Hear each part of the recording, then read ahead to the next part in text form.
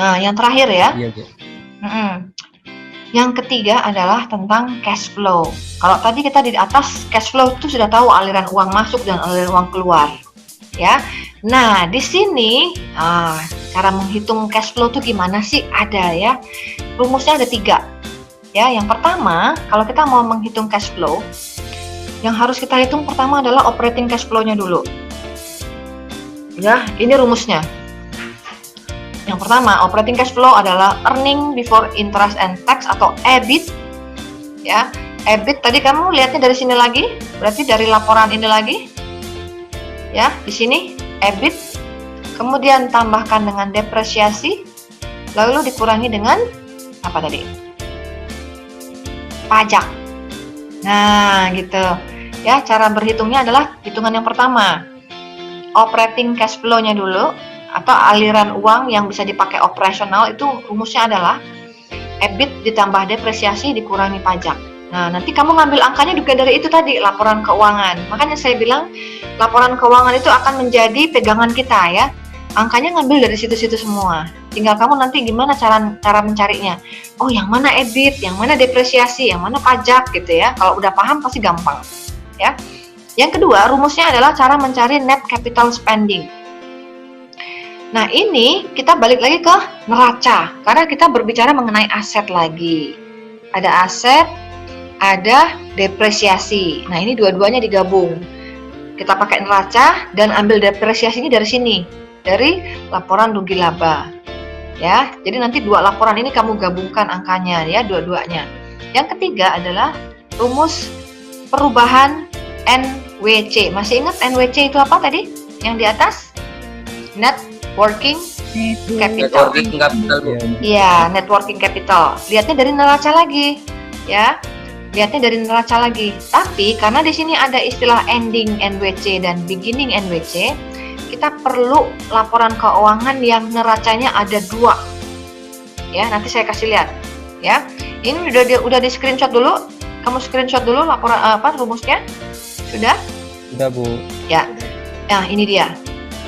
Ini saya langsung masukkan tadi laporan keuangan dengan ini neracanya, ini income statementnya. Makanya saya gabungkan supaya kamu mudah melihatnya, cuma jadi kecil ya, nggak apa-apa ya.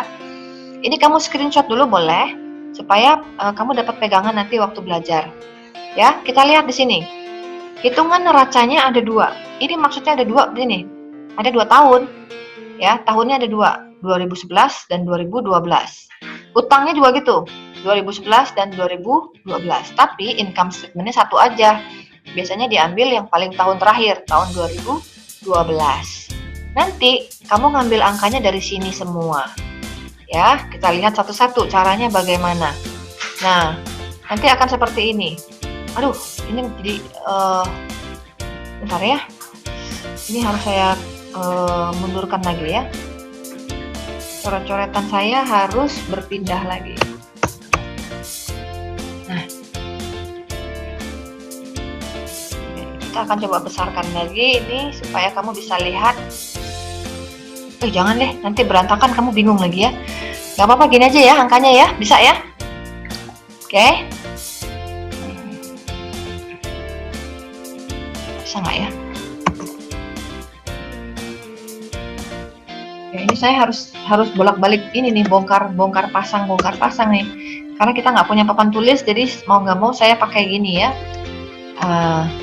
supaya kamu bisa menghitungnya. Nah, kita lihat yang pertama tadi rumusnya apa?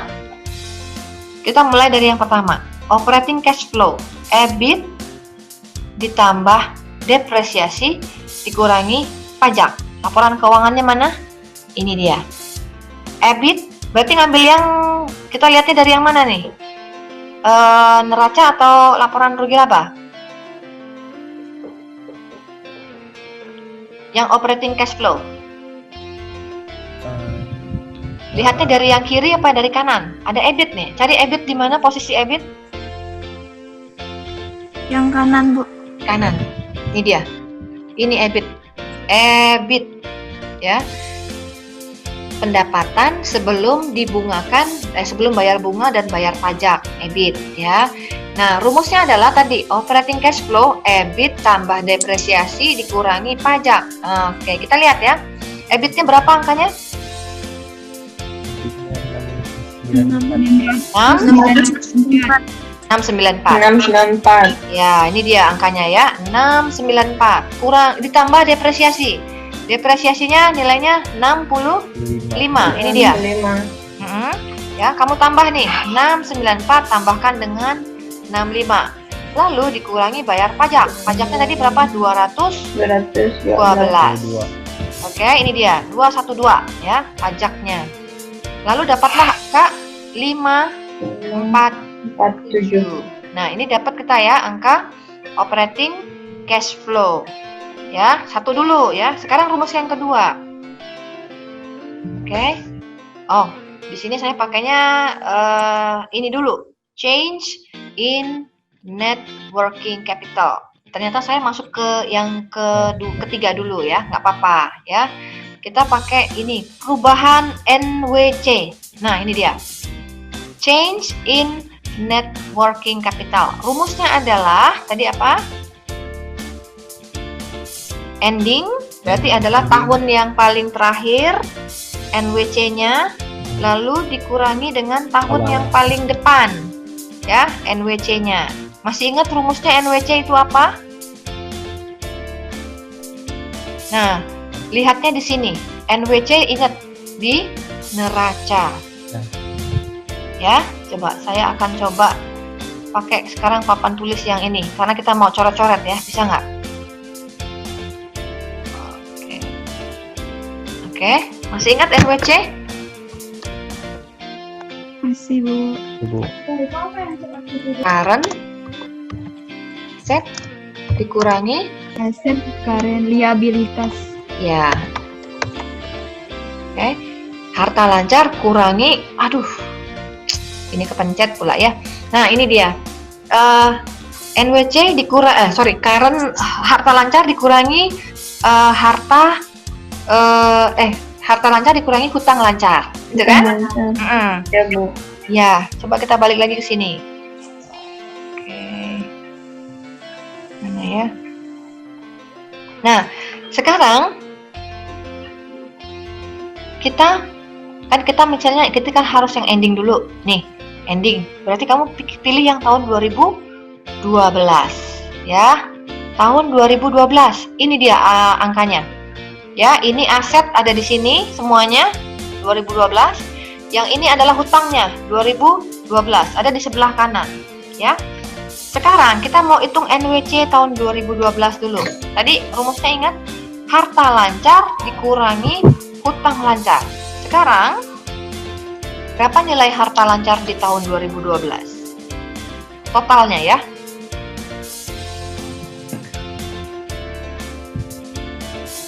Berapa?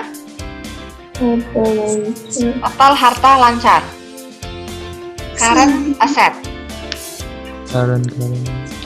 Berapa angkanya? 1403. Iya, betul. 1403. Ini dia. Nah, ini namanya total aset lancar. Kamu lihat aja judulnya nih. Current asset. Kamu lihat yang angkanya totalnya. Totalnya ini. Ya, yang ini jangan.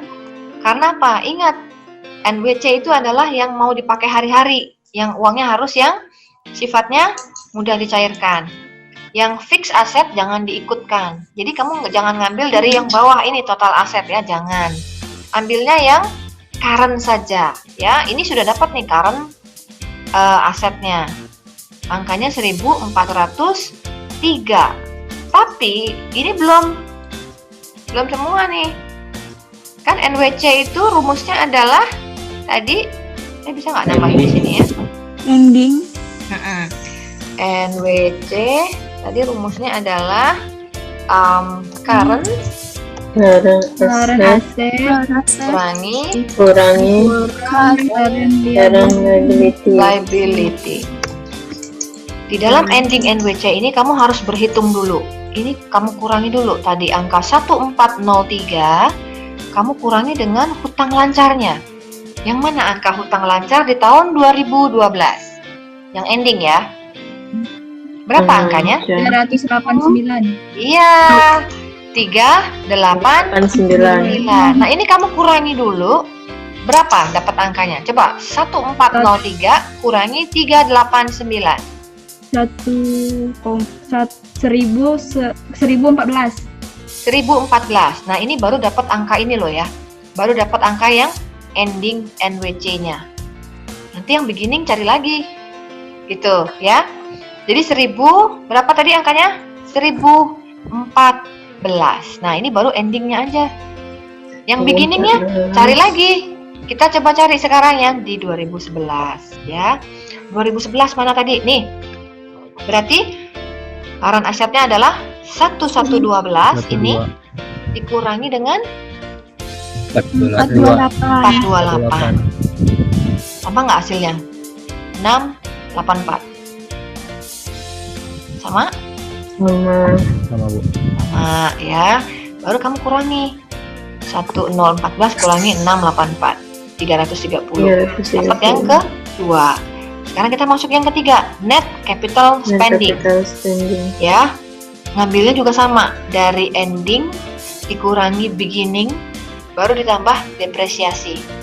Ya, tapi yang diambil adalah fixed asetnya saja. Nah, sekarang kita lihat di 2012 fixed asetnya berapa jumlahnya? 1700. Ini dia fixed asset tahun 2012. Totalnya adalah ini dia 1709.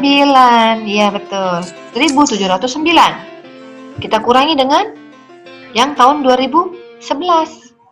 Nilainya berapa? 1644. Ya, 1644. Jadi kamu kurangi ini dulu. Ya, setelah dikurangi tambahkan dengan depresiasi. Depresiasi tadi ngambilnya dari sini. 65. Nah, ini ya. Setelah dikurangi, kamu tambahkan dengan depresiasi, dapatlah angka 130. Ya. Nah, setelah udah ada 3 angka ini, dari paling atas, 547, udah dapat nih ya. Kamu kurangi dengan 330, lalu kurangi lagi dengan 130, maka dapatlah cash flow kita dari aset. Ya, dari totalnya semua. Jadi kamu kurangi dulu operating cash flow paling atas. Ya, kamu kurangi 330, kemudian dikurangi 130, dapatlah 87. Ya, inilah yang disebut dengan cash flow. Jadi ternyata perputaran dari uang masuk dan uang keluar itu ada sebesar ini, $87. Nah, dapat itu dari mana? Ini dia hitungannya.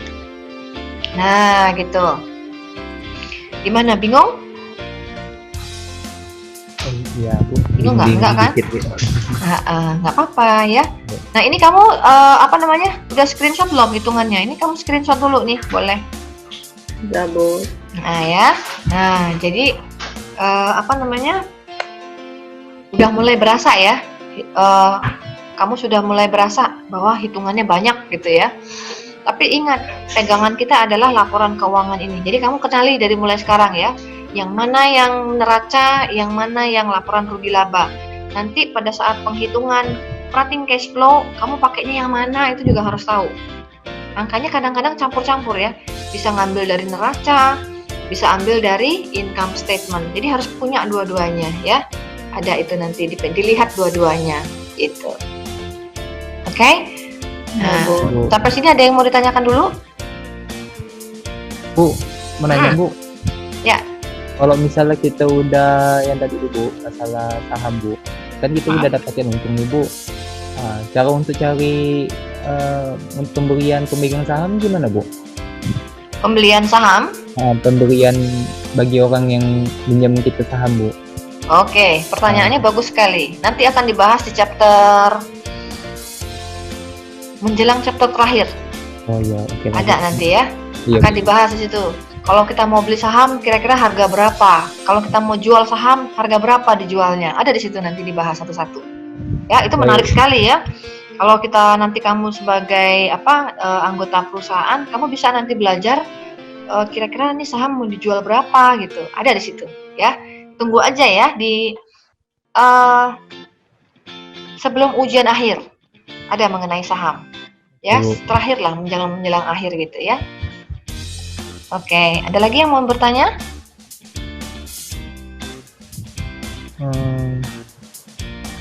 Tidak, Bu. Udah? Bu. Bu. Oke, kayaknya udah lah ya kali ya, udah jam 3 juga. Kita jam berapa sih? 3.30 ya? Oke. Saya kecepatan nggak sih menjelaskannya? Kalau saya kecepatan, kamu bilang aja supaya saya ulang di beberapa bagian. Karena ini kita hitungannya banyak ya. Kamu sudah mulai masuk hitungannya banyak loh hari ini kan? Iya, Bu. Setelah kemarin kita hanya pendahuluan, pengantar, dan hari ini kamu tiba-tiba langsung blak masuk ke dalam hitungan ya.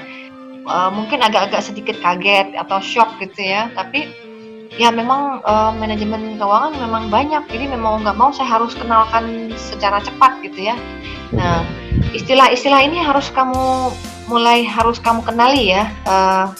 Kalau tidak kenal maka tak sayang gitu kan. Nah, jadi istilah-istilah yang di dalam laporan keuangan itu betul-betul harus dipahami, terutama nanti pada saat menghitung ini ya, laporan rugi laba, dan juga nanti pada saat menghitung pajak ya. Nanti kalau di soal itu saya keluarkan, kamu bisa nanti menghitung pajak perusahaan ini. Makanya kalau ada yang masih belum paham, mumpung masih ada waktunya, silahkan ditanyakan. Bu, saya masih belum paham nih cara menghitung pajaknya gimana gitu. Dari mana angka 0,15 gitu ya? Kadang suka ada yang bingung juga kan? Gimana ya, kok ada 0,15 dari mana gitu? Silahkan kalau ada yang mau bertanya ya.